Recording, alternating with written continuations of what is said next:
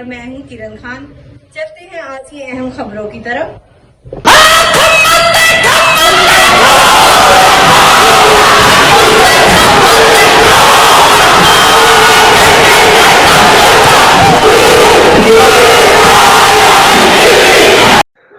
मुल्की और गैर मुल्की ताज़ा तरीन खबरों से बाखबर रहने के लिए हमारा चैनल सब्सक्राइब कीजिए।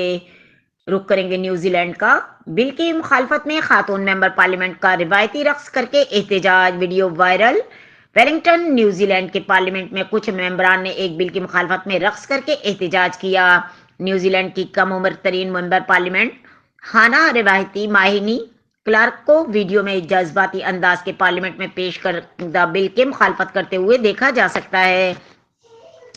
माई बीवी क्लार्क पार्लियामेंट में पेश करदा बिल को फाड़कर रिवायती रक्स मोराई हाका शुरू किया, जिसके बाद असेंबली के दीगर मेंबरान और गैलरी में बैठे लोग इनका साथ देने लगे। फिर असेंबली ने इजलास मुलतवी कर दिया। गैर मुल्की मीडिया का बताना है कि न्यूजीलैंड असेंबली में न्यूजीलैंड के कदीम बाशिंदों मोराई पोलिनेशन नस्ल हुकूमत के ताल्लुक और कदीम बाशिंदों